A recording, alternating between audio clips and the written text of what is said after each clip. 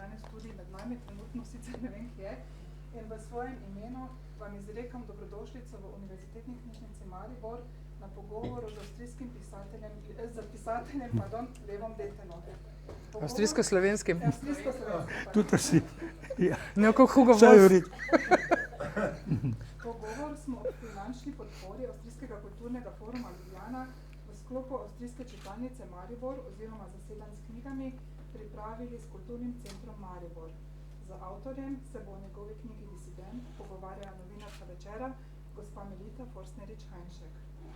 Gospod Detela že skoraj 60 let živi izven Slovenije in v omenjeni knjigi med drugim zapiše, da se kljub temu še vedno trudi za povezave med različnimi kulturnimi krogi in jezikovnimi skupinami. To misel lahko navežem tudi na našo Univerzitetno knjižnico Maribor, ki svojo dejavnostjo in med drugim tudi svojimi posebnimi zbirkami, tokrat imam v mislih predvsem avstrijsko čitalnico, švicarskim knjižnim kotičkom ter slovensko čitalnico v Gracu, skrbi za tovrstne povezave ne samo med različnimi kulturami in jeziki, pač pa tudi državami. Avstrijska čitalnica kljub raznim vzponom in padcem že celih 30 let, ki jih bomo 20. in 22. oktobra obeležili z literarnimi branji Florena in Cvetke Lipuš.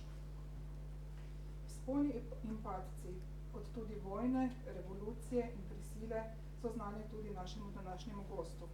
A kot sam pravi, zanj še vedno živi upanje. Upanje, da bo cel svet izbral pot v odprt prostor svobode, poguma in solidarnosti. To so pa tudi zame in verjamem, da tudi za vse prisotne vrednote, ki jih v današnjih, drugačnih in tudi negotovih časih več kot potrebujemo.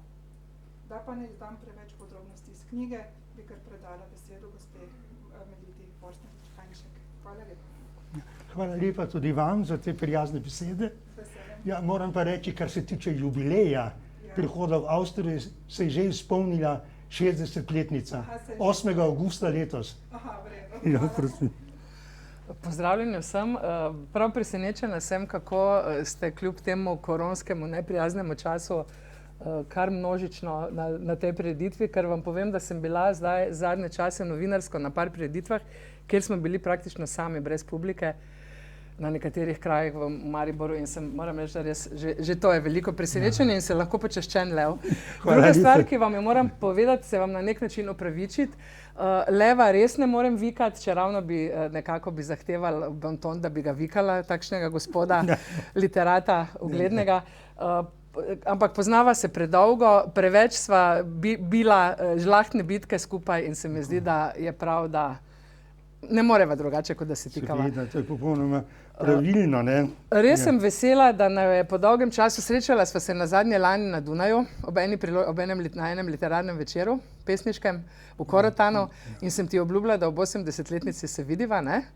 In nisem svoje obljube izpolnila in hvala Dušanu Hedlu, uredniku, da mi je omogočil to srečanje tudi po tej plati, da na nek način obeležimo ne le izid te knjige dragocene, ampak tudi 80-letnico Leva Detele lansko leto, ne? Hvala lepa. Najlepša hvala. In še nekaj, redke so priložnosti, ko imamo, čeravno smo tako blizu, ne, kaj pa je Maribor Dunaj, ne, razdalja, pa vendar ne pomnim pravzaprav, kdaj smo imeli pred sabo, kdaj je bil kak literarni večer, kjer bi se lahko z Levom Detelo pogovarjali takole javno v Mariboru, v bistvu v njegovem mestu, v tvojem mestu, tudi tvojem mestu. In daj vas za začetek umestiti ta pojem Lev Detela disident, ne? Veva, obstaja knjiga tudi tvoja Emigrant iz leta 1999 pri že pokojni založbi Nova revija, kot veva, tudi silno zanimiva knjiga, ki mislim, da je tudi kar zelo razburkala literarno sceno slovensko, pa ne le literarno, tudi politično. Ampak veva tudi, kaj ta nesrečna beseda oporečnik na slovenskem pomeni in kdo vse se za oporečnika v tej deželi ima in je imel, tudi kdaj kdo po krivici. Nekateri so z tega kovali tudi kakšne dobičke, ne? Če ne druge politične. Pa mogoče ti poveš, Lev, kakšen disident si ti in kakšen emigrant? Torej, vprašanje se pojavi že pri pojmu emigrant, ne? Sem politični emigrant, sem bil politični emigrant, sem bil disident, nisem bil disident. Disident je neki človek, ki oporeka. oporeka določenim negativnostim v sistemu oziroma v sistemih, ki se nekako bori za neko drugačno podobo sveta. Ja, in to mislim, da sem v nekem smislu res zasledoval že od začetka mojega pisateljevanja, da tako rečem. Ne, ampak nisem bil pa disident tiste vrste ali pa emigrant tiste vrste, ki ruši, ki nasprotnika popolnoma ex negativo gleda. Ja, češ zločinec, sovražnik, demon in tako dalje. Meni se je zdelo zmeraj tudi v tistem nekdanjem komunističnem sistemu, pa najmeje preganjal ali prepovedoval moja dela v Sloveniji objavljati ali pa celo imeti v knjižnicah na razpolago za branje. Kljub temu se mi je zdelo, da so tudi tam elementi v tem sistemu, ki nekako odpirajo neke možnosti. Končno je šlo v komunizmu za neko socialno prenovo slovenstva. To se mi zdi ena bistvena točka. Torej to je nekako bilo v meni kot nekaj pozitivnega. Seveda vse tisto enoumni sistem, kot Goli otok, preganjanje drugače mislečega, netoleranca, to se mi je pa zdelo nekaj takega, proti kateremu se je treba, če čutiš moralno odgovornost oziroma etično odgovornost za razvoj družbe, proti temu se moraš pa boriti. Moram pa reči, zadnje sem poslušal pogovor Vinka Modendorferja, zdaj mislim, da v Vilenici, tudi avtor Vilenice, je v radiju Slovenija omenil to našo slovensko dilemo. Majhni narod smo, ampak vseeno smo razklan narod, ki ne more najti tega, kar sem jaz skušal pravzaprav kljub disidentstvu in emigrantstvu nekako pokazati kot pravo pot, imeti nek most med različnimi ljudmi, pa tudi, če so drugačnega mišljenja, če so pa tudi drugačne fizionomije in tako dalje. Ja, treba je nekako znati ustvariti z te naše male deželice neko vizijo za bodočnost. Če tega ni, ja, izgleda, da potem ni prave poti za slovenstvo. Nekateri drugi narodi so bolj srečni. Ja, niso imeli mogoče take krvave zgodovine kot mi v Sloveniji že večkrat, od tistega, kar piše France Prešeren v Krstu pri Savici, torej tistega boja med pogani in kristjani. Takrat se je že začelo, potem so se razvili razni drugačni boji med staroslovenci, novoslovenci, mladoslovenci že v monarhiji in zdaj je ta zadnji težki boj med domobranci in partizani, ki ga interpretirajo na najrazličnejše načine, je pohabil pravzaprav vizijo slovenstva v današnjem času, ker se ni odprla neka platforma za dialog, ker je bil vsakdo zakrknen, prizadet, tudi v svoji usodi in ni našel poti nekako, da bi zrasel čez samega sebe, ker se je treba nečemu tudi odpovedati pri tem. Da moraš nekako nekaj od sebe odstraniti, da najdeš sočloveku neko pot, most in mu daš roko. Torej to je moje disidentstvo, pa moje emigrantstvo. Zelo udarno si začel, hvala, odlično. Če greva malce s tem časovnim strojem, ki je kdaj tudi trpek, spomini so gotovo tudi trpki, tistega avgusta 1960, ko se odpravita z Mileno Merlak, vesela sem, da sem tudi tvojo pokojno ženo, pesnico, krasno žensko poznala, se z njo srečala in brala njeno poezijo. In kaj v bistvu, včasih govoriš zanimive stvari, v bistvu, zdaj, ko sem izluščila iz vseh teh tvojih dnevniških zapiskov, spominskih zapiskov, pa tudi iz pogovorov s tabo, v bistvu takrat ti nisi imel v mislih, nisi zapuščal političnega sistema, nisi zoprval političnemu sistemu, v bistvu sta odšla, ker so bile obupno je bilo na fakulteti, na filozofski, ker sta bila oba dva, kjer so takrat rezali žlahtnega profesorja Antona Slodnjaka. No, to je že bil tudi politikum. V bistvu je to politično, ampak tako zdaj ne morava reči, da v bistvu nisi takrat, sam pri sebi nisi tako političnega egzila čutil, oziroma egzilanstva, ali pač? No, Marjan Tomšič v enem svojem delu, to je bil moj dragoceni prijatelj, ravno v tistem času. Na slovenisti, na slavistiki, ne, oba dva. Je rekel, ja, življenje, to je bilo biti nekam iti kot en ptič, leteti v svobodo iz male Slovenije, nekam svet ne veš kam. Marjan mi je celo priznal prav pred kratkim, ob šavrinkah drugi izdaji v Slovenski matici, da si ti bil pogumnejši od njega. To pa ne bi rekel, ne vem. On pravi, da si bil pogumnejši, da ti si upal oditi, on pa ne. Mogoče si bil malo bolj absurden.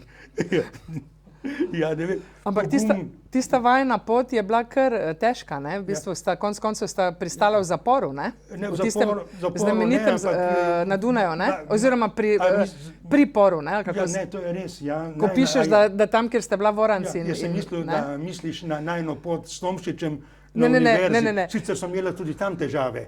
Tako si mislim, ja. Tista vajna pot z Milenom, mislim, ne? Ki se je končala preko Gradca na Dunaju. Seveda, to je bilo malo pustolovsko, ne? Torej, začelo se tako, jaz sem prodal kolo, Puh, ki sem ga prislužil pri moji teti v Gradcu, kamor sem večkrat hodil na počitnice, torej nemško sem nekaj znal. Že takrat na klasični gimnaziji smo imeli kot glavni tuji jezik tudi nemščino takrat. No in sva šla s tistim malenkostnim denarjem, mogoče je bilo 200-300 šilingov, kaj takega do Dunaja, tako, ne da bi danes to človek težko izpeljal, ampak ko je star 22 ali 21 let, takrat pa gre drzno naprej, ne da bi premišljal, kaj se bo zgodilo. Torej, tisti denar sva potem malo opazovala, veliki Dunaj, se čudila tem palačam, katedrali svetega Štefana, potem Burg teatru, Hofburgu, Schönburgu in tako dalje. Vse to, kar so nam Habsburžani nekoč dali oziroma nagrabili od nas tudi pa vseh ljudstev. Ja, ampak vseeno ustvarili neko veliko umetnino.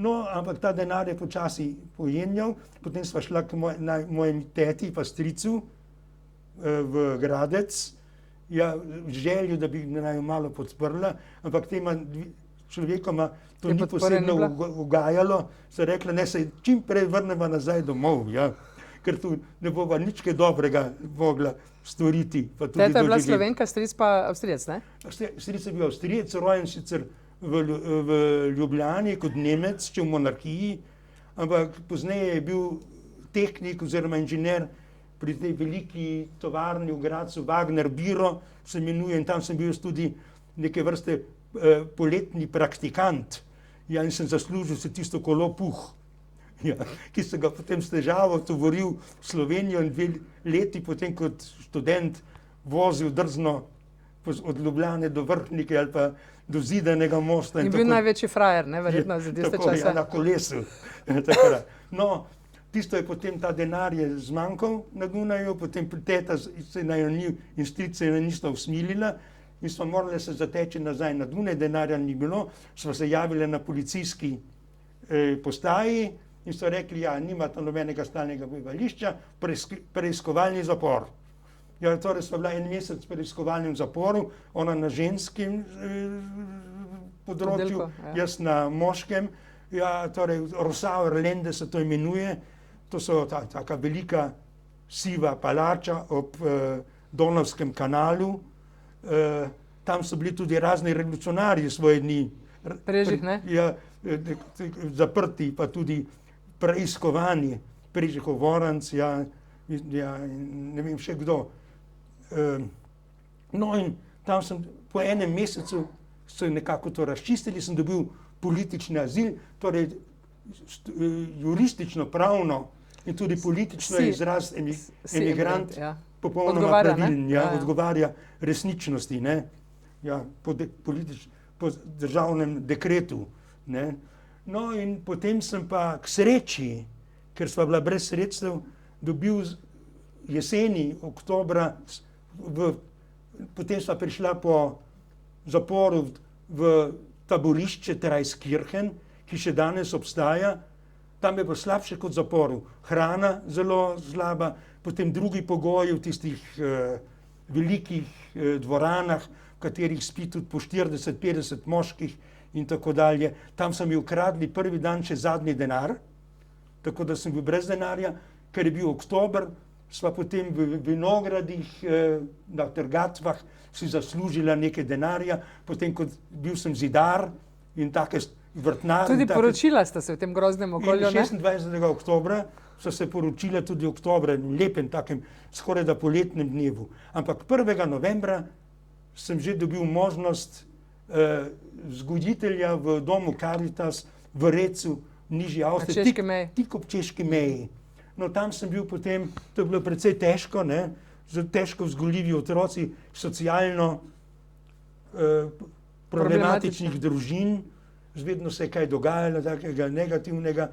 Jaz sem bil že kot emigrant nekako, oziroma brezdomec nekako v šibkem položaju, tudi psihično, ne, ker sem videl tako, Indija, Koromandija, to ne bo, ampak vseeno sem zmogel tako do pomladi 1961 sem bil tam vzgojitelj, ja, je bilo pa čisto nekaj posebnega.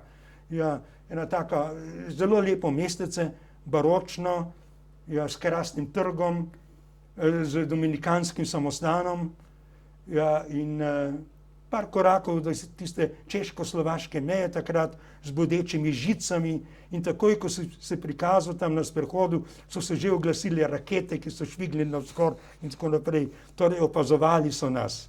No, ampak potem po pomladi 1961 sem našel možnost na Dunaju, eno majhno stanovanje, mi je tudi Caritas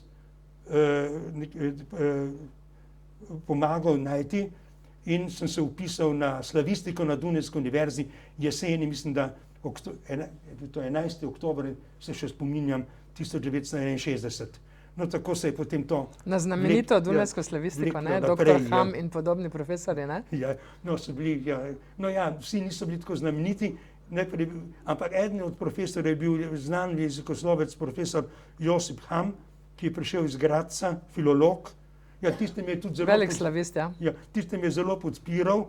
Tudi štipendijo ti je dal, ne? Ja, ampak mi je tudi odgnal iz znanstvenega področja, ki mi je omogočil razmeroma veliko štipendijo za tiste čase, za kar 5 let. In potem sem rekel adijo in sem se začel z literaturo res absolutno aktivno ukvarjati. Pa tudi začel sem pisati ob koncu 60-ih let 1970, 1971, tudi že paralelno v nemščini. Že v nemščini, ne? Ja. In takrat je kar nekako šlo, to je bila tista tako imenovana avantgardna situacija. Kreisky je bil takrat kmalu državni kancler, ja, zvezni kancler in je hotel prenoviti Avstrijo. Zelo veliko so prispevali za kulturo, recimo to je bil velika želja bila, da se Avstrija iz tiste konservativne drže nekako prenovi in se res veliko takrat marsikaj liberaliziralo. Takrat so bile možnosti, takrat so tisti, recimo Wiener grupe se je zelo aktivno razvijala, recimo Mayröcker je še en tak rezultat tistega nekdanjega časa, potem so bili Artman in ti znane imena, ne. In takrat je bilo možno tudi eksperimentalno nekako nekaj oblikovati tudi v nemškem jeziku. No, danes je situacija popolnoma drugačna. Zdaj so že 6 desetletij minilo, ne, od tistega prihoda v Avstrijo mojega. Zdaj bo realna podlaga, podobno kot v Sloveniji se tudi bistveno vse spremenilo, ja, drugačni časi, tudi drugačna kultura, tudi mentaliteta človeka. Če ravno kot človek bere ravno v knjigi, ne, beremo te avstrijsko-slovenske stike, vse, kar se je prevajalo, kdo vse se je prevajal, koliko je tega v bistvu medkulturnega dialoga, pri katerem si ti zelo tvorno sodeloval in bi ti morali biti v bistvu še bolj hvaležni, kot smo ti, ne. Je pravzaprav so to impozantne, ne, neverjetne stvari, ne. Mislim, ker se mi zdi, da naša slovenska v bistvu literarna znanost je mogoče kar malo premalo to upošteva, ne. Ja, jaz ne vem, ker so ti vplivi so gotovo zelo pomembni, vendarle gre za sosedna naroda in gre za neke kulture, ki so bliske, ki so si blizu. Jaz večkrat premišljujem o teh stvareh, ker recimo za nekatere je pisati, če si slovenski pisatelj v nemškem jeziku ali pa italijanskem jeziku, pravzaprav neke vrste pregreha. Renegatstva, ne? Ja, renegatstva, ne. Recimo Florian Lipus se prav nič ne strinja, recimo da Maja Haderlap piše v nemščini. Haderlap piše tudi v nemščini in da je zanimive knjige izdala, v nemškem jeziku, ki pa veliko povejo pravzaprav o koroški usodi Slovencev. Ja. In hkrati Avstrijce namamijo k temu, da se zanimajo za našo usodo. To je bilo usodo, samo v plus za Slovenijo. No pa še več avtorjev, ki pišejo dvojezično, recimo v Avstriji, zlasti na Koroškem, potem Italiji, tudi zlasti mlajša generacija v italijanskem jeziku in tako, ne. Jaz ne vem, včasih premišljujem, tu so germanistične katedre, ne, v Sloveniji na univerzah. Pravzaprav bi bila dolžnost oziroma zanimivost, da rečem milo, za specialiste na teh fakultetah, da nekako analizirajo to, kar slovenski avtorji pravzaprav tudi v drugih jezikih, zlasti pa v nemščini, ne, če gre za germanistiko, pišejo.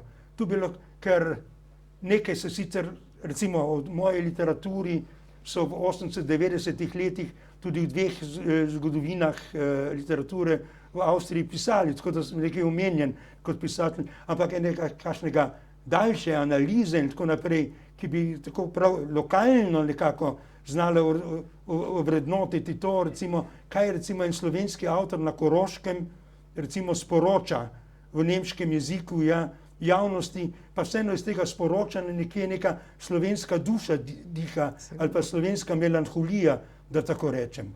Celo Peter Handke ima nekaj slovenske v sebi, neko melodijo. Ja, neko melodijo, ja, ki mogoče je dobil tudi od koroške pesmi in tako naprej, ker tudi nemške koroške pesmi so pravzaprav po melodiji zelo slovenske, da tako rečem, ali slovanske, no. Ja. Če so recimo bili tu praslovenci nekoč na Koroškem, ja, pa še daleč do Semeringa, ne, in tako dalje, do Dunaja celo v nekem smislu. Ja. Leo, kako si pa ti, ko si odšel, to je bilo kar čez noč je padla ta odločitev, da odideta. In kako je, vemo, da oče tvoj, ki je znameniti doktor Leon Detela, mogoče celo se Mariborčani tega spomnijo, vsi ga pod doktorja, vsi ga imajo za doktorja, ampak bil je ogleden biolog, ogleden profesor, pisal učbenike o biologiji, bil pa je tak kar trdorokec, bil je človek, ki je konec koncev tebe odtegnil materi, to si tudi javno povedal, to so najbrž travme, ki so zasekale vate na podoben način, kot mogoče, če preneseva na politični sistem, kot so recimo neke druge ostre represivna dejanja tistih časov vplivala na ljudi, ne? Ja, ampak začelo se je vse pravzaprav s problemom druge svetovne vojne. Torej, otrok pade v to, predšolski otrok, to drugo svetovno vojno, starša sta še v Ljubljani. 2 leti si bil star, ampak zakon je že razkrhan.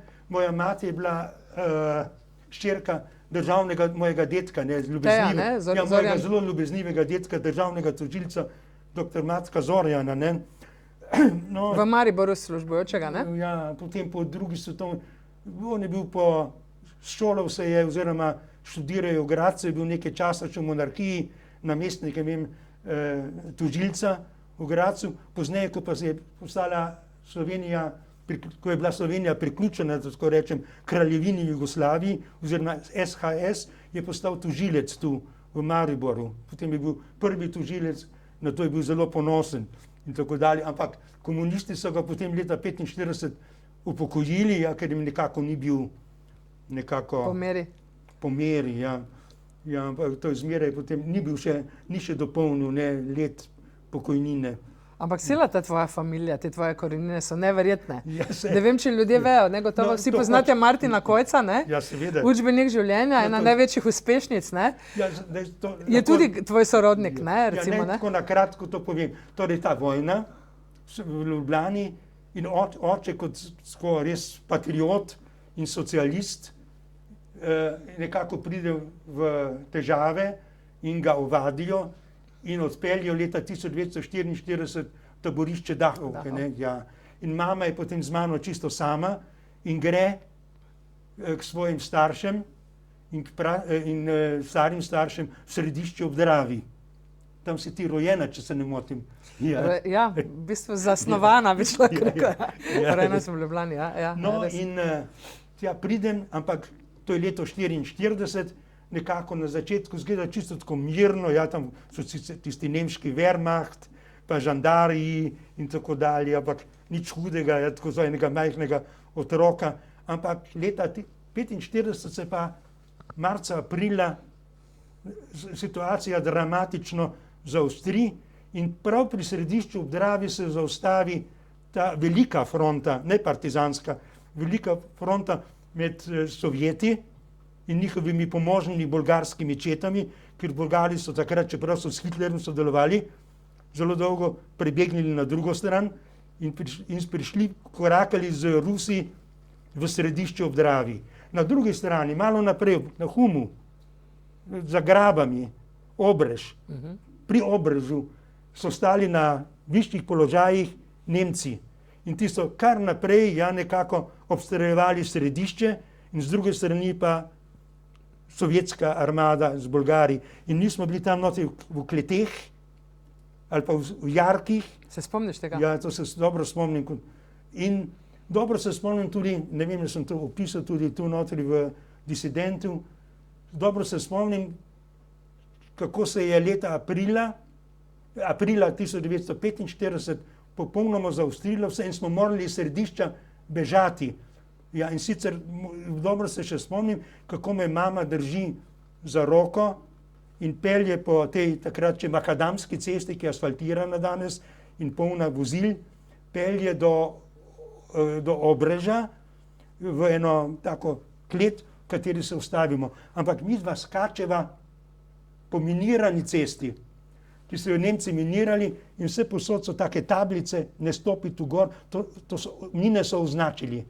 In jaz se spomnim, da mi je mama rekla, ne smeš stopiti ta gor in sam ne vem, ali je bil to čudež ali kaj, da ni kaj eksplodiralo. Vse sem napisal tem eno črtico, se mi zdi, ja, v slovenščini, ja, da je bil en angel varuh, ki naj je pripeljal tja do Obreža in potem smo šli v gozdove, ja, in v tistih gozdovih so nas potem zajeli Sovjeti in so nas tako obkolili v enem travniku in smo morali tam, se še dobro spomnim, kakšen dan na enem travniku sedeti. Ja, in vse mogoče se je dogajalo. Recimo, Rusi so skušali posiljevati ženske. Dobro se spomnim tega prizora, kako je moj dedek, državni tožilec, ki je bil tudi tam skušal obraniti neko žensko, ki so jo nekako zasmehovali in izrabljali. Ampak mu je ruski oficir nastavil pištolo na glavo. To se še dobro spomnim, vidim to pištolo še danes v spominu moje notranjosti. In moja babica, Omica, sem ji rekel, njegova žena, hitro priskoči k njemu in reče, pojdi stran, se ti bo nekaj zgodilo. To so prve travme. In potem travma se pa potem zgodi, ko pride moj oče leta 1945, julija. Ti si na operaciji mandljev, ne? Ne, to je malo pozneje. Julija pride v središče, jaz sem čisto sam v sobi, pa mi reče, a ni prav, veš, midva z mamo se bova zdaj ločila, ja, pa ti si lahko pri meni, greš zdaj z mano in me kar odpelje. In nišče mi ni takrat branil. Mama ni mogla te zadržati. Ja, verjetno ni mogla nekako, ali se je bala, ali kako, z tega ne vem, ne morem nič reči. In me potem pelje oče, vem, da so neki taki tovorni vlaki bili, ki so vozili do Ptuja, tam smo morali prestopiti ali nekam drugače iti, most je bil popolnoma porušen, ta Dravski most v Ptuju, nekako smo prišli čez nek lesen provizorični most in na drugi strani je spet stal en vlak, seveda tak tovorni, ja, in tam smo na neki slami sedeli in prišli v Ljubljano.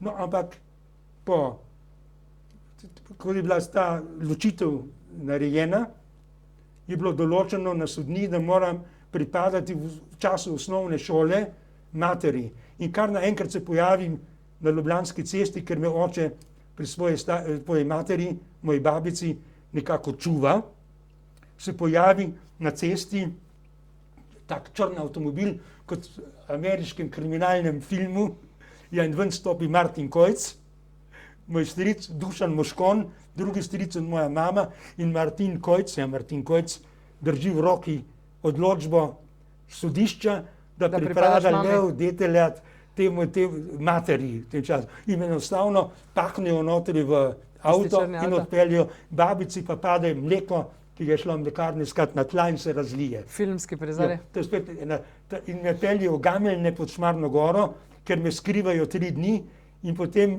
v neki stranski Kresnice, neki ob Savi, v neki stranski železniški postaji odpeljejo v središče, da ali ja, oče ne bi vedel, kje sem.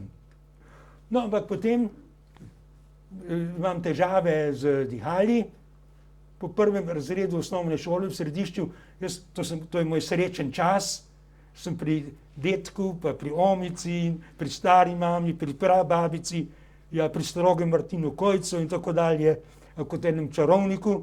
Ja, kar naenkrat zbolim, zelo težko zbolim, težko diham, probleme z mandrelj, zmeraj imam angino, ja, in potem s polipi v nosu in me peljejo v mariborsko bolnico, ker me operirajo.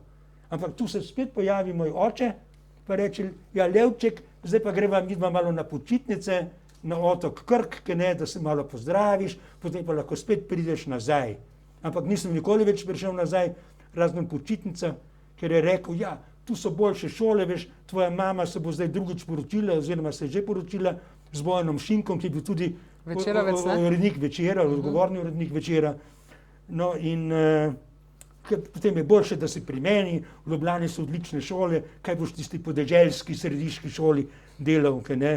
In tako, in potem sem tam ostal in je tako ta moja nesreča se nekako nadaljevala. Bil sem neke vrste ujetnik, neki ambivalentna situacija je bila. Na eni strani seveda bil to moj oče in tako naprej, sem nekaj čutil tudi eno ljubezen do njega, ampak bil je poročen z drugo partnerico, ja, doktor Martino Cviter, sestro doktorja Cvitra, znanega Frana Cvitra, zgodovinarja.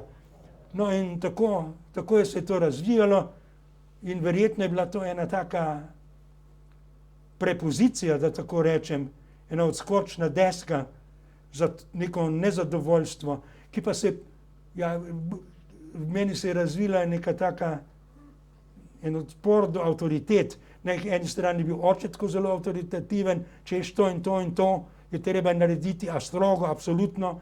Po drugi strani je bila pa državna avtoriteta izredna. To je bil tisti Titov kult, ja, neverjeten in tako dalje. Mnogo večji kot v nekaterih teh satelitskih državah pravzaprav, ker so bile tiste čudne sicer sence na oblasti, ampak tu pa je bila ena taka bombastična oblast.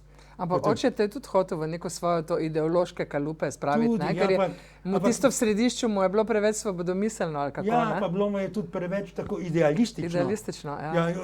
Ker on je bil trdi pedagog, ne, tistih časov, se moramo predstavljati, ne?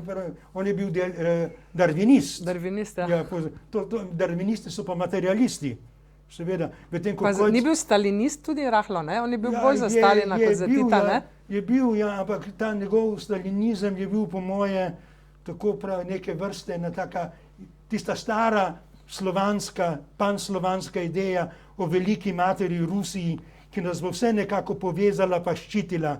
In tako naprej. To je bila ena taka kulturna vizija, bolj kot ena stalinistična. Ampak seveda prišel pa je precep pri Titovi komunistični stranki leta 1948, ja, ravno za tega spora Tita z Stalinom. Še dobro, da ni šel na Goli otok. Ja, še sreča, ne? Ja, to pa se dobro spomnim, da sva bila pri glavni pošti v Ljubljani, pa mi je rekel, veš, zdaj so ti, sem bil še čisto majhen fantek, to so ti procesi, zdaj veš, tam pa na Golem otoku, pa je tako zaskrbljeno gledal. Ampak hvala Bogu se mu ni, to zadevno se mu ni zgodilo, ampak izključili so ga iz partije, izključili so njegovo ženo, torej Martino Cviter iz partije, isti dan, in še mojo teto in teto mojega polbrata tu, ki tam sedi, Martina, ja, iz komunistične stranke. To so bili vsi, ja, levičarji, ja, patrioti, ki so hoteli neko eno novo, drugačno Slovenijo, ki ne, ustvariti socialno in tako da. To nekaj razumem, ki ne razumem pa tiste diktature, ki se je iz tega razvila, ja. Pa tudi partizanstvo je bilo nekaj zlorabljeno. No in oče se ni strinjal s tem idealizmom Martina Kojca. Ja, rekel, da so take idealistične Tako da na vizije. plečih tega bogega dečka, 6-7-letnega, sej. se je marsikaj sej. lomilo, ne? Lomilo. Ampak mogoče sem videl na eni strani Šinko, ki je tudi obupal tu, pa je bil Džilavesec, pa je rekel, On je bil pa Džilasovec, Džilas ja. bo prenovil vse in so ga odžagali zvečera. In poslali na Pomurski vestnik. Mursko kako Soboto, znane in tam je zgodbe. In tam je naredil samomor. A ja, tako se je končalo to tragično. Ja, A to pa nisem vedela. samomor, ja. Tako da je moja mamica pravzaprav imela veliko nesreče v življenju. Nekako, ja. In potem je nekako živela naprej, ampak pač tako, kot je to pač bilo možno. Ne? Tako, malo življenje bi rekel. Ampak ste bili povezani, ste si pisali, obstajajo to kakšna na pisma obisku z očetom. Oče je dolgo še živel? Kdaj oče? Mama vem, da je 90. umrla, Ja, ne? mama oče je umrl že prej, ampak oče je bil starejši, ne? Oče je mojo mamo spoznal v gimnaziju v Mariboru tu kot profesor in to se je potem mnogo mladoletnico oziroma ravno polnoletno, 18-letno je kaj poročil. In takrat sem jaz potem prišel na svet, leta 1939. Ja, in tako je ta zgodba, ne. Pa še Ampak si z očetom dopisoval, mislim, ni bilo tu neke zamere ali kaj, sta bila v stikih? Ja, zdaj sem skušal ohranjati. Kolikor si lahko, ti si lahko mirno pisal iz Dunaja v Maribor, v Ljubljano. Ampak zanimivo je, da so bila pisma odprta, cenzurirana in vedno bolj zgleda, kot je Titov režim popuščal. Najbolj so bila cenzurirana po Titovi smrti. Takrat se je začel nek razkroj, pa tudi nek strah, se mi zdi, pri teh tajnih službah in tako dalje. To se še dobro spomnim, da so bili neki pečati včasih na pismih. Ja, v Kavčičevih časih so te celo vabili. Vem, da Ciril Zlobec te k Sodobnosti povabil, da si ga objavljal in to, ne? Sicer pa si bil na Indeksu, ne?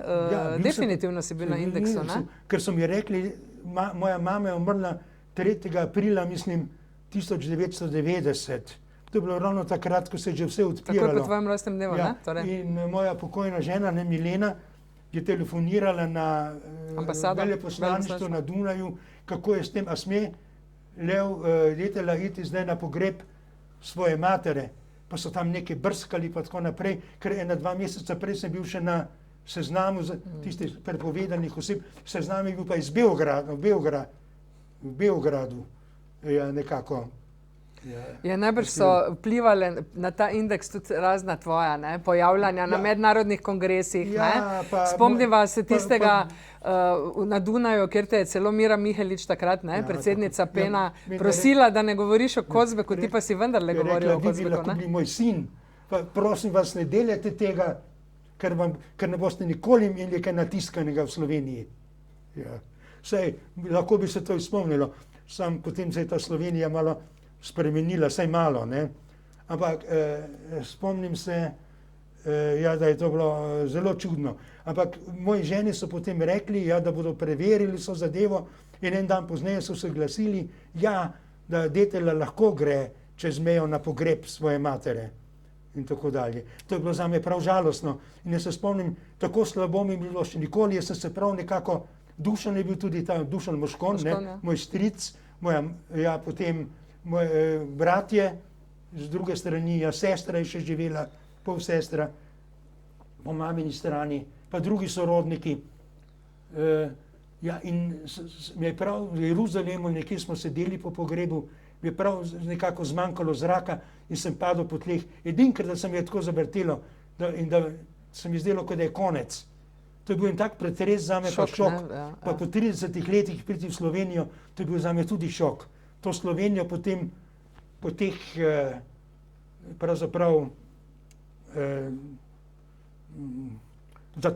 potem prepovedi, potem, da ne moreš nekaj rodnih kraju niti pozdraviti za trenutek, se mi nekako kar zdelo kot nekaj čisto posebnega, nekaj veličastnega, ampak po drugi strani tudi groznega po 30 letih. Ampak grenka izkušnja bila tudi tik pred tem, recimo 89. mislim, da izide tvoj roman o knezu Borutu Karantanskem, Sijaj slovenskega kneza, Stiska in sijaj slovenskega kneza in vem, da takrat nisi dobil dovoljenja, takrat je Mohorjeva Celjska hotela, oziroma Celovška, da bi, pa se nisi smel predstaviti. Takrat so Takrat smo skušali to ugotoviti, kakšen je moj status. Takrat si šele v bistvu ugotovil, ne? Se mu lahko kaj zgodi, mislim, da je bila celo en namig, kaj pa če se kakšna avtomobilska nesreča zgodi. Ja, pa to je pa že neka grožnja, ne, ali kaj. Tako, take stvari so se dogajale. Ampak to je bilo tako nekje privatno, ne. Potem se te pa že spomnim, mislim, da je bilo tisto penovsko srečanje 90. je bilo aprila, z naslovom Strah danes. Ja, to je bilo za nas, matičarje, moram reči, da res nas je pretreslo. Tisti pen nas je pretresel. Spoznali smo prvič Andreja Rota, tebe, polno emigrantskih, uglednih emigrantskih pisateljev, kulturnikov, filozofov, vsi ste imeli tam predavanja. V bistvu je bil tisto velik preboj, ne? Velik preboj v slovenskem kulturnem prostoru, ne? Ja. Tudi to, da smo mi lahko o tem pisali, jaz se spomnim, kako je bil to kar velik korak, ne? Ja, ampak moram pa reči... V bistvu se je takrat že malce odpiralo, ja. Moram pa reči, da je Večer kar, pa tudi po tvoji zaslugi... Po tvoji zaslugi. Po tvoji zaslugi, rečem tako, ja. Prosim, mislim, da je res tvoja zasluga to bila, da je zelo se odprl in zelo veliko naredil ravno za ta prostor, ja, zdomstva, pa tudi zamejstva. Takrat je, ja, pravzaprav se je začelo že v konec 80-ih.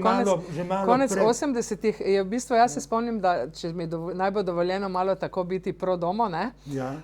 Da si mi ti posodil knjigo Človek na obeh straneh stene.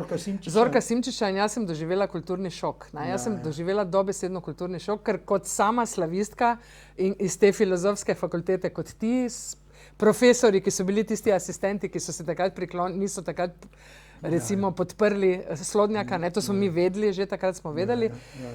Ampak recimo mi dejansko nismo, nam ni nihče, razen Helge Glušič, mogoče nam je dala na znanje, da obstajajo tudi v diaspori pisatelji in literati, ki so vredni biti del tega korpusa slovenske literature, ne. In zato se mi zdi, da je tako dragoceno bilo to srečanje takrat najno, ne, ker ti si mi dejansko povedal za ljudi kot, ne vem, kot Ciper, Ruda Jurčec, posojal vse te knjige, spomni se, ne, ki so... Ljubljanski triptik. Bilo je celo skoraj malo skrivnostno, ne, skoraj je bilo nekaj na teh najnih, ne, srečanjih, France Papež, na primer, ne. Tako eno tako modernejšo vizijo. Danes so ti ljudje, lahko rečeva, primerno pospravljeni, če uporabim malo grši izraz, v nekih leksikonih z domske literature, ne. Je pa res, mnogi moji kolegi, vredni, mislim, ljudje, ki so se spoznali na literaturo, so rekli, pa so zamahnili z roko, ne, češ, pa kaj, saj ta diaspora, ni nič kaj takega, ni bilo v tej diaspori, ne, vrednega, da bi moralo biti del, ne, te velike slovenske literature. Pa ni čisto tako, ne. Zdaj se vedno bolj kaže.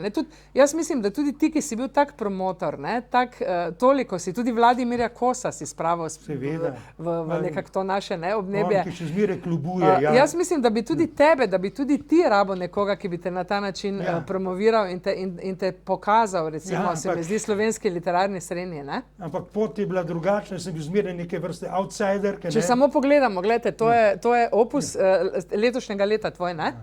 Ja. O katerem mi skoraj da ne vemo, ne? Lanskega leta, ampak seveda predstavitve je ta nesrečna pandemija precej zavrgla, to je pač tudi neka nesreča, ampak seveda dokumentacija je tu. Zdaj se recimo to, kar bi morali aprila narediti v tej naši knjižnici v Mariboru, se dogaja septembra, pa še to pod posebnimi pogoji. In zdaj recimo v Avstriji spet narašča ta pandemija, in spet bojo neke nove ukrepe uvedli in poostrili. Zdaj sem še lahko prišel čez mejo, ne, recimo. Še to, če prej nisi smel zaradi indeksa, te zdaj COVID, ne? Junija sem potoval v Slovenijo prvič in sem imel prav pustolovsko potovanje.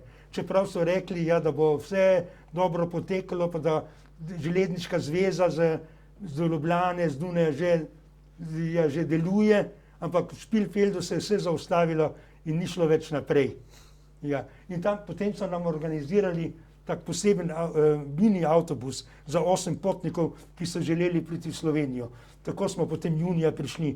Nazaj je pa nek sorodnik vozil čez Ljubelj, na Koroško.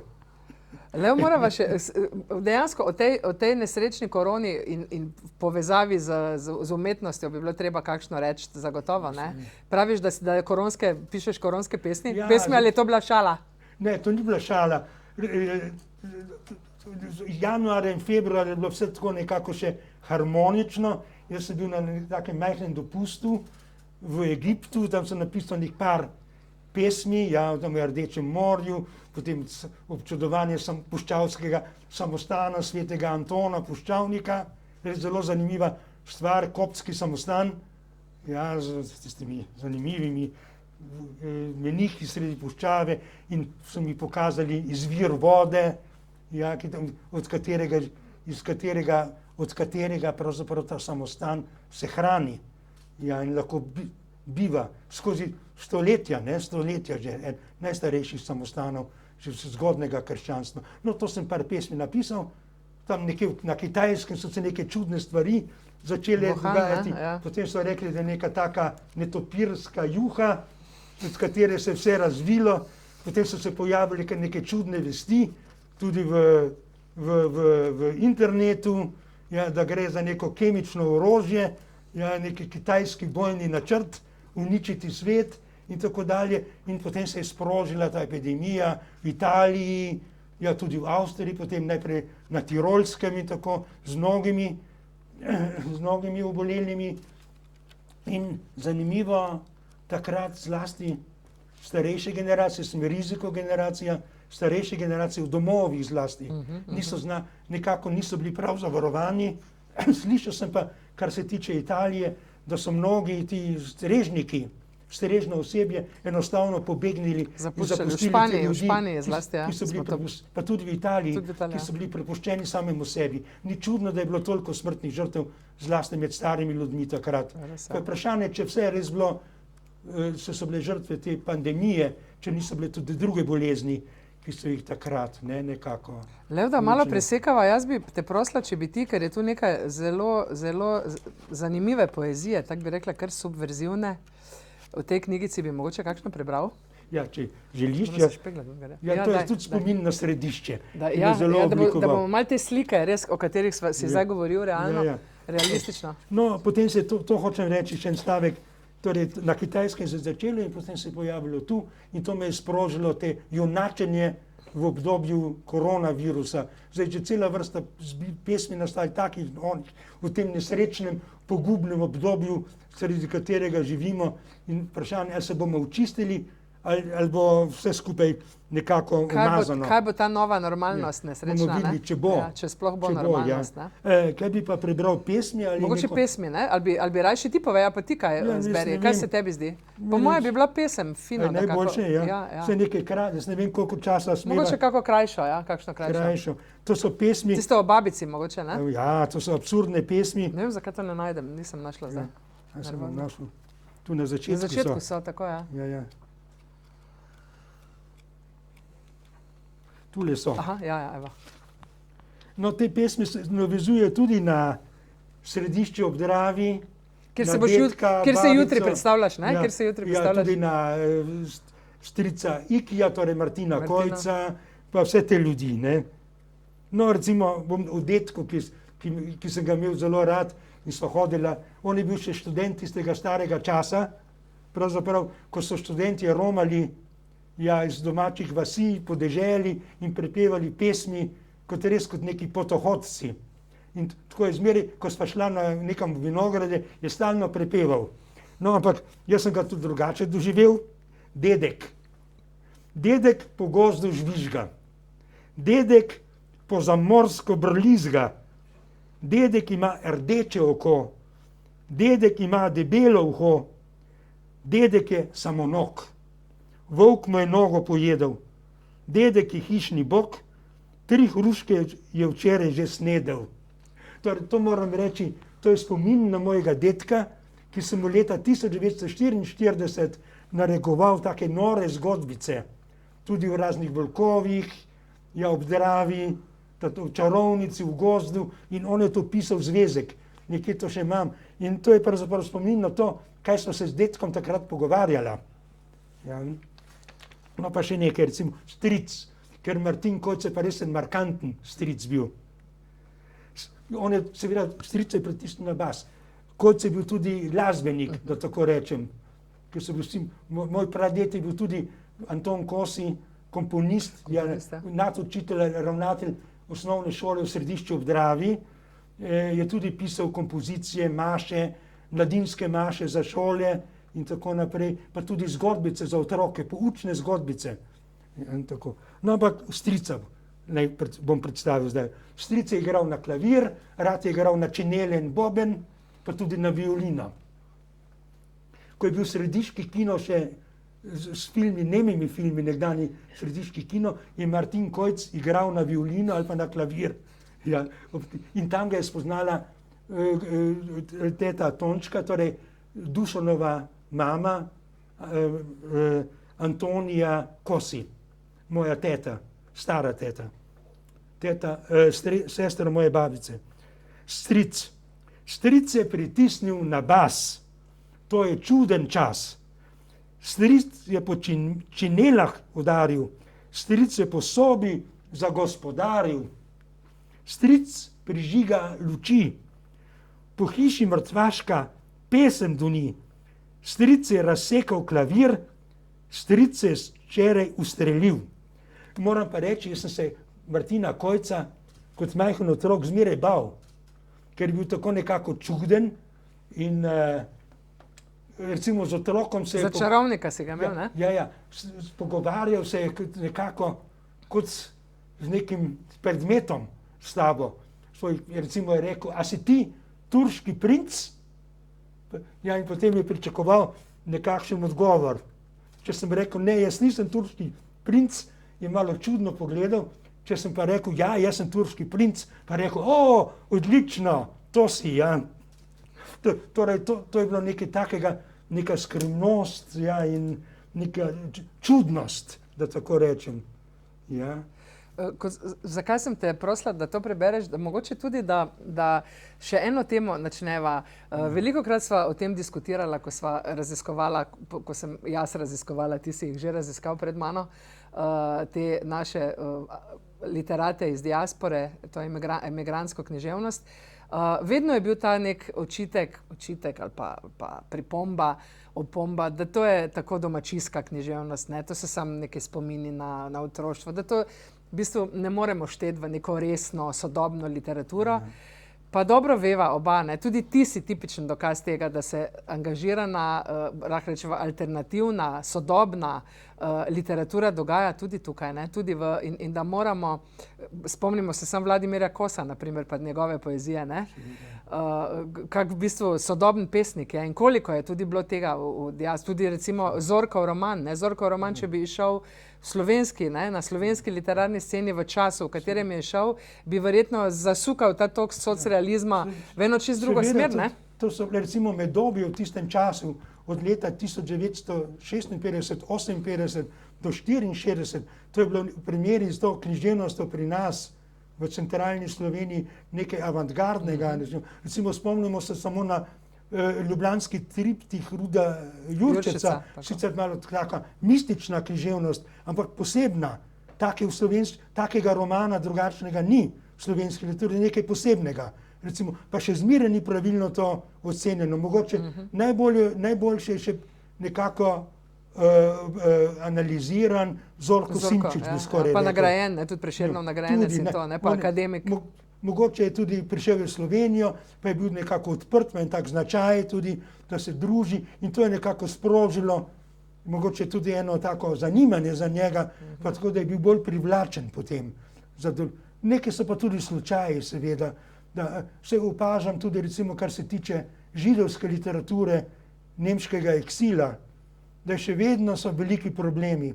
Recimo so odlična dela, ki so šla recimo v obeh Amerikah, zlasti v Združenih državah Amerike, med drugo svetovno vojno, pa v recimo Argentini, ampak z druge pozicije leve, ne, recimo med nemškimi židi v Buenos Airesu in tako naprej, še vedno pravzaprav izhajajo pri kakšnih manjših založbicah ali pa pri kakšnih študijskih takih edicijah univerz in tako dalje, ne. Sej, določeni znanstveniki se s tem ukvarjajo, ampak kakšne take popularnega razpona pa zato ni. In podobno je verjetno tudi tu, je pa tudi to treba reči. Recimo, če živiš v tujini, pa tudi v zamejstvu, ker so drugačni sistemi, je tudi jasno, da so recimo mentalitete, pa tudi če so napisane v slovenskem jeziku, nekega pisatelja, ki živi v Argentini, drugačne od tistega, ki živi v Ljubljani, ali pa v Mariboru, ali pa v Trstu, ali v Celovcu. Celo to lahko rečem, recimo, da so razlike, ki so bile zelo vidne, recimo tudi v 60-ih letih še med slovensko koroško književnostjo ali pa književnostjo v Trstu in Gorici, slovensko književnostjo v Italiji. Recimo ta književnost v Slovencev takrat, zdaj prišlo do velikih prenov tudi pri koroški slovenski literaturi, ampak takrat je bila še čisto tako v 60-ih letih prejšnjega stoletja zelo domačijska, ja, in vezana pravzaprav na tradicijo slovenske literature, ki je nastajala v Avstro-Ogrski monarhiji. Če bereš te pisatelje iz leta 1955 na Koroškem, so nekako pisatelji... Folkloristični bolj, ja, so pisatelji tistega časa, recimo 1990 Dom in svet, 1890 Dom in svet. Na Italiji pa je vidna neka določena modernizacija, recimo je že tak slog, kot je bil recimo pri Modri ptici, ja, v Sloveniji pred drugo svetovno vojno. Ampak tudi se loči od tega sloga, ki so ga pisali pisatelji tega socialističnega realizma, pa tudi postsocialističnega realizma v Sloveniji. To se pravi, da so že stilistične, pa vsebinske, pa mentalitetne razlike.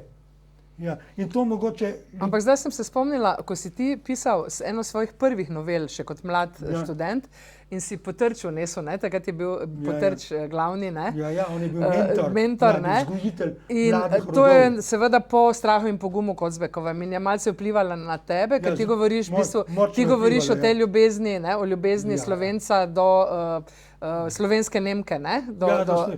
Kako bi rekla, ne? In je Potrč rekel, da ta tvoj humanizem je zelo sumljiv ali nekaj v tem smislu, ne? Z vašim humanizmom je nekaj narobe, pridite, da se pogovoriva o tem. Tako, ja. Ja, tako je napisal, ja. Pa mi je to odklonil. Tako da čudni časi, ne? Potem je treba povedati, ker vemo v Mariboru veliko, zdaj mislim, da že kar veliko vemo o Jožetu Košarju in o njegovih velikih podvigih založniških. Vemo, Borisa Pahorja je izdal prvi in to, ne? Na Dunaju, v Korotanu. Tako, ne? In ti si bil že tako rekoč pripravljen za tisk, ne? Pri Košar te je hotel tiskati, ampak so preprečili, ne? Ja. To je resnica, ne? Ja, točno. Stavek so uničili, je to resnica, ne? Resnica, seveda. To je bil, katera knjiga je že to bila? To je bila knjiga Izkušnje z nevihtami. Izkušnje z nevihtami, tako. Ja. Je Košar bil navdušen, ne, nad tekstom? Ampak Košar je ravno takrat se poslovil, je bil že njegov naslednik. Ampak ti je Herman Vogel potem enkrat povedal, da se je to zgodilo, ne? On je potem naredil samomor, če se ne motim, v Dravi. Vogel mi je ljubeznivo pisal, je bilo že vse oglasi so bili objavljeni v knjižnih listih. Lev Detela, ja. Napovedovali že knjigo. Ja, Izkušnje z nevihtami. Enih dvakrat je šel oglas že. In Vogel mi je pisal, ja, da bom kmalu dobil pogodbo. Ja, in tako naprej. Stavek je bil že narejen. In tako, knjiga bo išla jeseni ali kako. Ja, tako. Ampak potem pa je se oglasil glas, visoki glas iz Ljubljane, to pa ne gre, ja. Detela je emigrant, no, to se pravi, da je emigrant. Ja, in to pa ne bomo tiskali. Niti Košarju ni to uspelo, če ravno mu je dosti uspelo. Ne, uspelo, ne. Je pa res, da je recimo, da so nekatere revije takrat pa vseeno poskušali kaj mojega natisniti. Tudi dialogi v Mariboru, recimo, kar velikokrat, ne. Ampak potem po tisti aferi Kavčičevi, kako je to bilo, se pa vse zaustrilo in sodelovanje tudi s temi revijami potem v zadnjem desetletju moje emigracije končalo, da tako rečem. Ja, kako se ti pa danes zdi ta prostor slovenski, kakšen se ti zdi? Veliko je teh zaprtih krogov, pa pišeš, ne? V katere je težko prodreti. Nisi bil novorevijaš, nisi bil tudi na drugi strani. Ja, pa niti pozneje nisem niti poskušal več prodreti v te krog. Zdaj imam svoj sistem, pa svoje življenje, pa objavim tam, ker se mi zdi, da lahko, ne. Torej se več ne trudim v teh letih, da bi moral tja in tja pošiljati. Ja, ampak seveda situacija je taka, zelo veliko raznih skupin je, tu so glavne ljubljanske skupine recimo, ne, in tako dalje, s svojimi krogi, ki si podeljujejo po moje tudi odličja, potem so stranske skupine, že Maribor je malo odmaknen, podeželje še bolj stransko preko. Generacijske tudi velika razlika, tako, ne, in to, ne. Ja. Vsekakor moramo omeniti to, ne, to je ta znamenita revija iz 70 let že izhaja, ne. 42 let že izhaja. 62 let, 42, kar je tudi tvoje, recimo, rečeva, res velik in po mojem svetovnem merilu pomemben projekt, ker gre konec koncev za mednarodno literarno revijo, ki pa ne objavlja mainstream avtorjev, bi rekli, ali pa nekih... Ampak moramo biti realni. Seveda, to je ena majhna, relativno majhna alternativna revija, seveda je dostopna v knjižnicah, pa tudi ima nekaj abonentov in tudi... Tudi digitalna izdaja je, ne? Digitalna je tudi? Digitalna izdaja ni, samo klasična. Samo ta, ja, digitalno ni. Jaz sem že tista generacija, ki ne bom več digitalno delal. Ampak to je en velik krog, ne? V teh desetletjih je tu si pritegnil res en ogromen krog pisateljev, ne? Veliko je prevodov tudi ne samo marginalnih ali pa alternativnih avtorjev, tudi znanih avtorjev, pa avtorjev, ki so nekaj potem tudi dosegli. Recimo, svoje dni so nam pošiljali prispevke avtorji iz tako imenovane Nemške demokratične republike DDR, ne, recimo, ki so bili disidenti in tako dalje, na to smo še vedno ponosni. Češke in tako dalje. No in tu so tudi, recimo... Tukaj vidim, da so tvoje Corona-Gedichte objavljene. Sem nemško varianto, tri pesme sem pa res objavil. Eno pesme, recimo, o virusu, ampak sem tudi slovensko te pesme napisal, slovenščine. Kaj je ta grozni virus, ki se nas hoče polastiti in tako dalje. In kaj je recimo taka mednarodna revija? Kako je recimo tudi v Avstriji, kakšna je recepcija recimo tega? Radi sodelujejo verjetno avstrijski kolegi? Ja, čeprav mi pravzaprav ne honoriramo prispevkov. A celo tako pro bono je to? Ampak smo se pa dogovorili, da mlajši avtori in mlajše avtorice dobijo nek minimalni simbolični honorar, recimo za vsaj enih 50 evrov je kaj takega. To ni nič, ampak vse neka spodbuda je, ker imamo tudi minimalne sredstva, da lahko izdajamo. Delo je pravzaprav ljubiteljsko. Vse, kar dobimo, recimo države, gre za tisk in tako naprej, za pošto in tako dalje. Ampak seveda je človek lahko ponosen, če izide že 166. številka v 42 letih. Poleg tega je bila tudi ena majhna taka leposlovna zbirka pri reviji, ker je tudi šlo že na 10 naslovov. Zlasti avtorjev, ki objavljajo v reviji Lok. Kaj pa te povezave, ki so zmeraj bile močne s tvoje strani do Trsta, recimo, ti si ogromno v Trstu, ne, s tržaškimi Slovenci sodeloval. Kako pa z Buenos Airesom, s Slovensko kulturno akcijo, se še kaj sodeluje ali ne več? Jaz sem še, Medobje še izhaja enkrat na leto, še kar močno sodelujem, ker sem tudi urednik Medobja. A urednik Medobja za Evropo, ja. Koliko pač dobimo. Torej, to je še, vsako leto izide Medobje. Lansko leto je šla zelo zanimiva številka, tudi Zorko Simčič, ki smo ga omenili, je v njej tudi Vladimir Kos, ki pa kolikor vem, je zdaj precej bolan, seveda je že visoke starosti, jezuitski pater, ne, v Tokiju. Je bil večkrat v Mariboru tudi na predstavitvah, Pa tudi tam pri jezuitih Dravljah, enkrat sem imel predavanje o njem, torej Medobje sem povezan s tem, pa tudi s Trstom, seveda tistih revij nekdanjih, mi smo ustanovili v Trstu revijo Most, recimo, to je bil Vladimir Vremec. Tudi Podreka je bil zraven, Boris Podreka, tvoj prijatelj, dober, ne? Ja, moj prijatelj se je tudi naslikan, prijatelj z mladih let, v moji 80-letnici je bil v Korotanu. On se rad pohvali, da se z literati druži, da se je rad, da je bila njegova razlika do drugih arhitektov ravno ta, da on se je z literati družil, ne z arhitekti. Meni je zmeraj rekel, moja arhitektura je bolj estetska literatura, to ni tisto inženirstvo, stavbarstvo, pa merjenje, na vatle, bolj gre za estetiko kot tako. Recimo tisti velikanski Millennium Tower, ne, na Dunaju ob Donavi ustvaril, ne, kot en svetilnik. Pa v Mariboru medicinsko fakulteto, ne? Edina To. velika slovenska, ne? Ja. Zgradba in rektorat. Ja. Ja. Pa seveda nekateri ga tudi kritizirajo, ampak je pa še vedno aktiven. Ja. Bi mogoče kdo iz publike kaj vprašal gospoda Detela?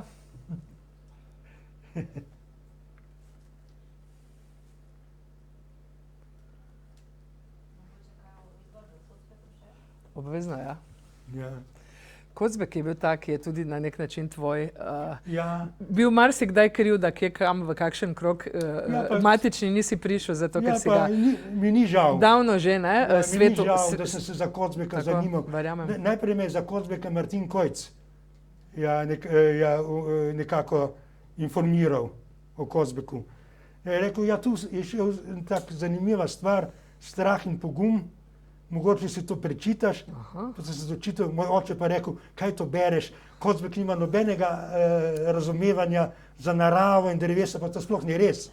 Ja. Nobenega razumevanja za drevesa. Kaj pa njegova zemlja, njegova pesniška zbirka? Tako, ja, to sploh ni res, ne. Ampak, no in potem sem se začel zanimati tam pred maturo že za Kocbeka, pa te prepovedane stvari. On je bil takrat tabuiziran avtor nekaj časa. Strašno usodo je v bistvu doživel, če tako. In to me je tako nagovorilo, seveda te njegove novele, potem sem malo pod njegovim vplivom te stvari pisal, ne, še za mlada pota. Tudi ta personalizem njegov in to ti je bilo blizu, verjetno, ne? Ja, zelo, zelo. Ker mi je bil blizu tudi Camus, recimo, ravno ta absurdna varianta, bolj kot Satrova. Recimo, to mi je bilo blizu. Ampak čudimo se, da recimo... Kocbek je tudi malo absurden. Res, da ni pomagalo, da se je recimo, ne vem, Friedrich Dürrenmatt, pa Heinrich Böll se za njega zavzel, ne, tako veliki Nobelovci, ne vem kdo vse v svetu, ne, tukaj pri nas pa, ne, tak odnos do njega. Jaz sem večkrat pisal Frankfurter Allgemeine Zeitung, Der Bund, Die Weltwoche in to, ne? Ja, Weltwoche, Die Presse, potem razne druge časopise, sem pisal o aferi Kocbek. Pa tudi o perspektivah, ne? Ja, pa tudi o perspektivah. Ja. To so pomembne reči, ne? Recimo v Zürichu je o tem pisala. To je gotovo me nekako spravilo na tisti seznam nezaželenih oseb. Ja. Nekaj je bilo pa tudi to, da se kot vojni obveznik nisem oglasil v jugoslovanski ljudski armadi. Ne? Čeprav nisem nikoli, ker sem bil v imigraciji, dobil tega poziva, da naj pridem, ja, na nabor in tako dalje. To je tudi kaznivo dejanje bilo, ne. Morda pa še za konec samo še ena tvoja lega, ki je tudi danes silno aktualna, begunstvo. Konec koncev ta odnos do begunstva. Vse življenje si na nek način v položaju begunca. In kako ti recimo gledaš danes na to neko nestrpnost, na te neke bodeče, rezilne žice na mejah, na to neko, bi rekla, kar eno slovensko desno averzijo, ne, desnega pola, ne, ki bi kar zaprli vse in jih, ne vem, eliminirali iz tega prostora. Mislim, kako ti kot sam begunec in kot sam, kako ti na to gledaš? Ja. Kakšno pametno besedo za nas? Ja, jaz sem sam doživel to begunstvo v tem znanem begunskem centru Traiskirchen v Nižji Avstriji, blizu Dunaja. Tam so bili begunci takrat madžarske revolucije ali kontrarevolucije, kot so v komunizmu pravili, še vedno, tudi 4 leta potem, ko sem leta 60 prišel, begunci iz Češke, potem iz raznih drugih takih vzhodnih dežel, pravzaprav osebe brez prave perspektive, kot tudi begunci, recimo, da omenim Žide v drugi svetovni vojni, v tistem groznem begunstvu, ko so življenje in smrt, ampak pravzaprav beguncem je treba pomagati. Tudi danes gre na življenje in smrt vsem tem, ki v teh taboriščih, pa Moriji, ali kako se imenuje to. To, kar se pravkar na Lesbosu dogaja, ne vem, kje ne. Grško taborišče, ampak avstrijski zunanji minister, avstrijski kancler, tako da so izjavili, Avstrija ne bo niti enega begunca tam sprejela, tudi otrok ne. Čeprav zeleni, ki so v koalicijski vladi, pravi, bilo dobro, da bi le kakšen prišel, vse 30 otrok bi lahko sprejeli. Pa to so barantanja. Pravzaprav, seveda ni mogoče na 10.000 ljudi v Avstrijo spraviti, pa tudi evropske države, ampak po nekih kriterijih bilo treba tiste, ki so najbolj ogroženi, nekako jim dati neko možnost. da živijo naprej pa preživijo. To se zdaj tam kotali po raznih taboriščih, v Turčiji, v Grčiji, po nekih arabskih deželah in tako dalje. Ljudje brez perspektive, ki ne vejo, kako bi šli naprej. Dogajajo seveda se tudi strašne stvari. Recimo Čečeni v Avstriji so nekako tako brezdomci, brez prave perspektive, pa nekako iztirjeni. Verjetno je tudi njihova mentaliteta nekako taka agresivna bolj. Vedno znova se dogajajo kakšni napadi, tudi umori, ravno tudi v teh čečenskih vrstah. Tega v Sloveniji, tega problema verjetno nimate. Ampak te stvari seveda pri takem navadnem, ubogem, boječem državljanu ustvarjajo strah. Kaj pa, če mene še eden napade na cesti, pa me Evropa ali pa ubije in tako naprej. Vse tistega je tudi. In tako da, torej te stvari, ampak kriva je tudi oblast, pa celotna struktura, v kateri živimo, da nekako tega ne znamo na nek način uskladiti. In gotovo bi bila Avstrija in Nemčija, še bolj Nemčija itak zelo veliko ljudi sprejela, pa tudi Švedska, bi bila sposobna še mnogo več ljudi sprejeti. Ampak očitno v teh razmerah to ne gre. Spomnim se pa na tiste 5 let nazaj, ko se je to začelo dogajati. Takrat so bili na Dunaju mnogi navdušeni. Na Westbahnhofu sem tudi jaz hodil tja pomagati tem beguncem. Recimo enkrat sem kupil z mojo prijateljico 20 ali 30 porcij kave.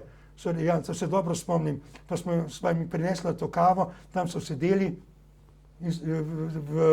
pred Westbahnhofom na tistih klopeh ali pa kar na cestnem pločniku, pa čakali, da bo prišel kak vlak, ki jih bo v Nemčijo zapeljal.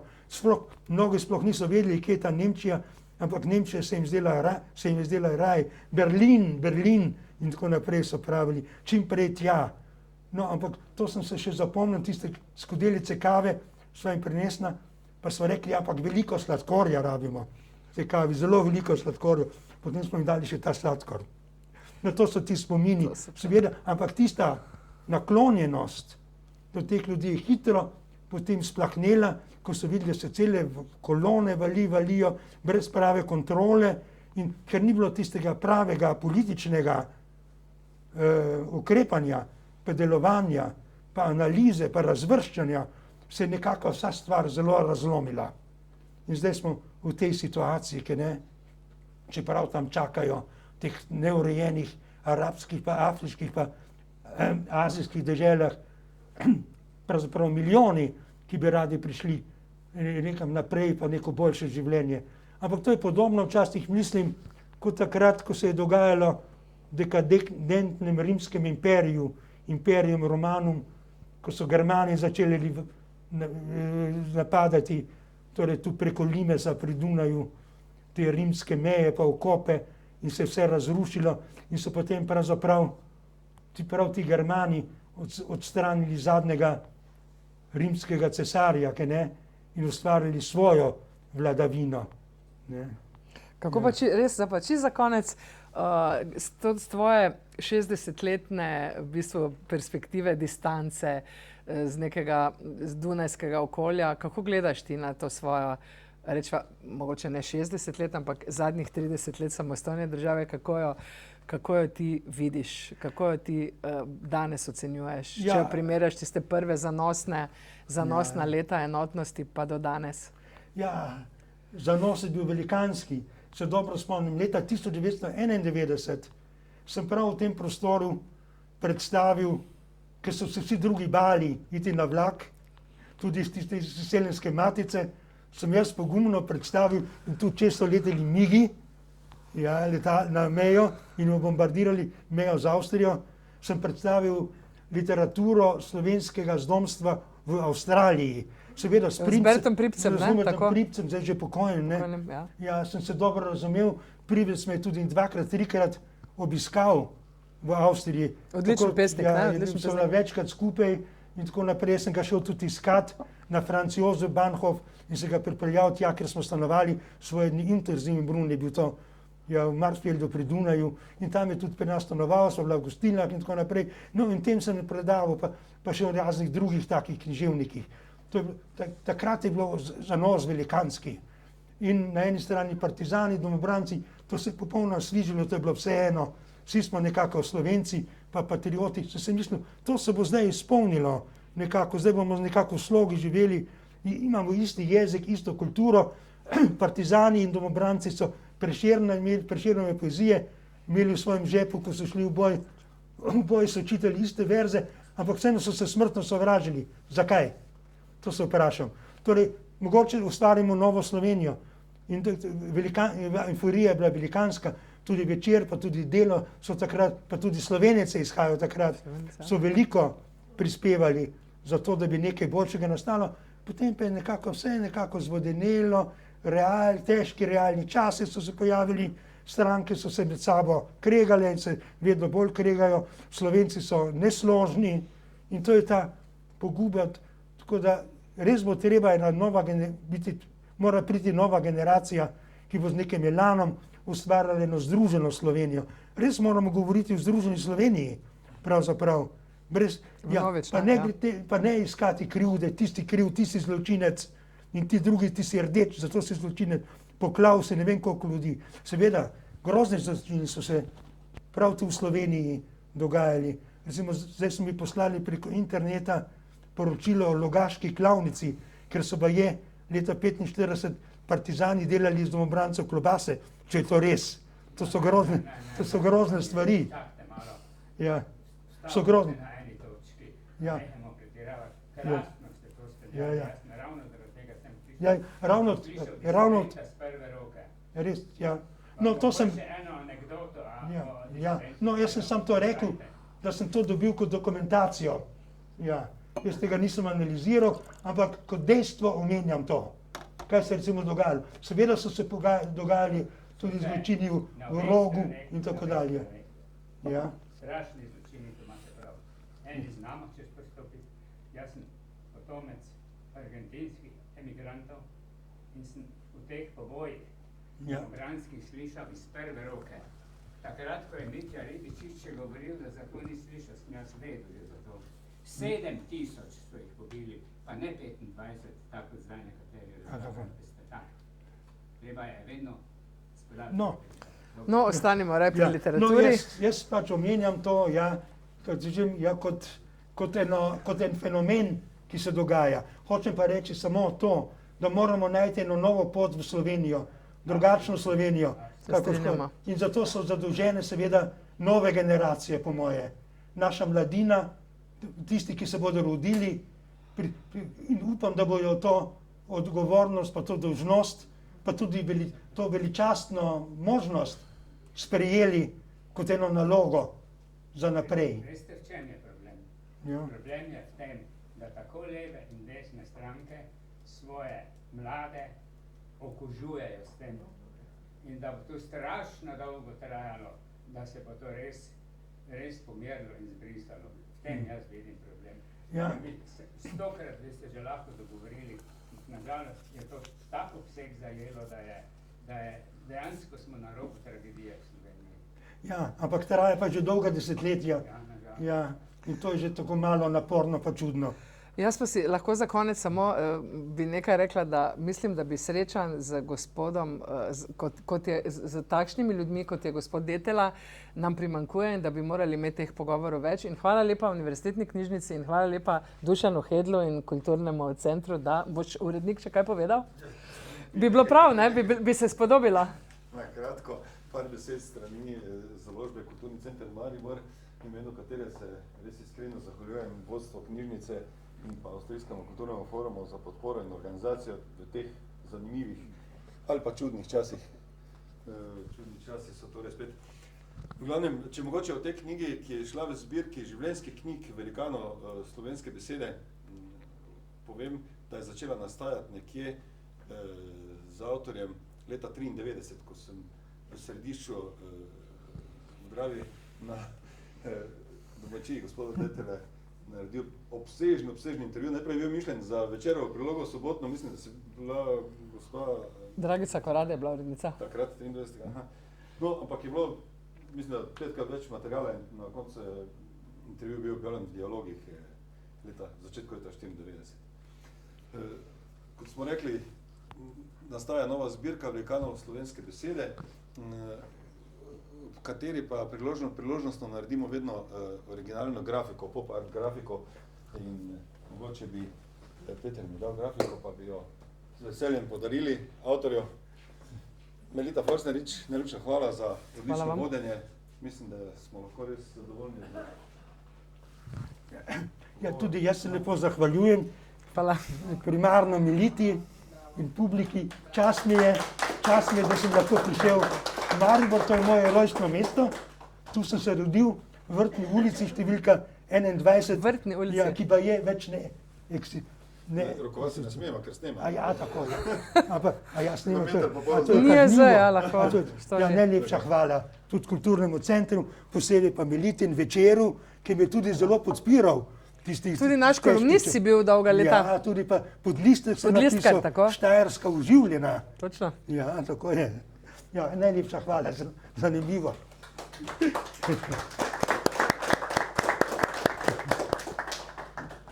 Pravzaprav se s vsem, kar ste povedali, zelo strinjam, zadovoljna in mislim, da delim tudi mnenje prisotnih.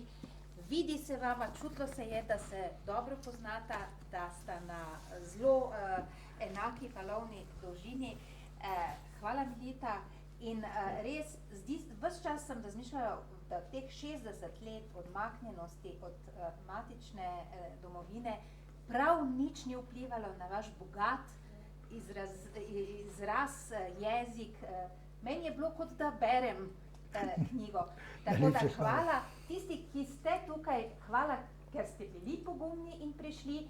Vabim vas v torek na zelo aktualen sprehod iz knjižnice v mesto do Kužnega znamenja, kjer bo profesorica na Medicinski fakulteti v Ljubljani, dr. Slavčeva in dr. Andraž Stožer govorila o kugah v zgodovini in o koroni kot kugi današnjega časa. Če utegnete v torek o 5, seveda knjiga, ki smo jo ravnokar predstavljali, je na voljo. Danes imamo tudi avtorja, da lahko podpiše vaš izvod in imejte se lepo, ostanite zdravi. Hvala.